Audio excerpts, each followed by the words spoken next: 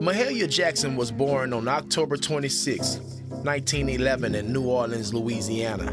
When she was born, she suffered from bowed legs, so doctors advised her to undergo surgery that would require her legs to be broken and reset.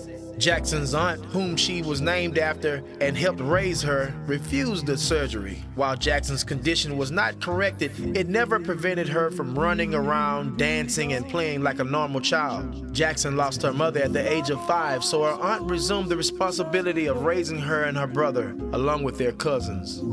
Jackson picked up the hobby of singing and inevitably fell in love with it. Since she rarely had time for it at home, most of her singing took place in church. She was baptized in the Mississippi River and began her singing career at Mount Moriah Baptist Church. At the age of 16, Jackson moved and was invited to join the Greater Salem Baptist Church Choir.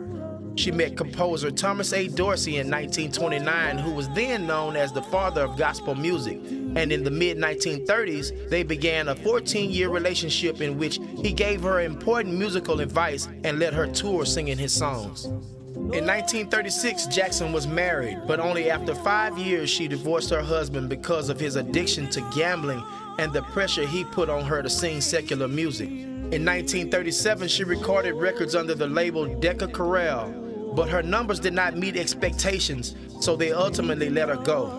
In 1947, Jackson signed with the Apollo label and released her first single through them, titled Move On Up a Little Higher. The success of the album threw Jackson into the fame and success in the United States and in Europe, selling over 8 million copies. Throughout the rest of the 1940s and early into the 1950s, she released a number of hits.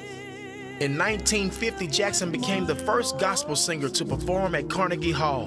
By 1952, she was known as the world's greatest gospel singer while she was touring all over Europe. In 1954, she signed a new contract with Columbia Records and began a radio series on CBS. She sang at the inauguration of John F. Kennedy in front of 250,000 people during the March on Washington, and also at the funeral of Dr. Martin Luther King Jr. Throughout the 1960s and into the 1970s, Jackson toured Europe, the Caribbean islands, Asia, Japan, and India. She also performed for the president of Liberia. In 1971, she ended her career with a concert in Germany before returning home to Chicago and opening up a flower shop and a beauty salon with the money she earned from her music career. On January 27th, Mahalia Jackson died of complications from diabetes and heart failure. She will be remembered as one of the greatest gospel singers of the 20th century. Mahalia Jackson, we salute, an icon, and this is your Black History Moment.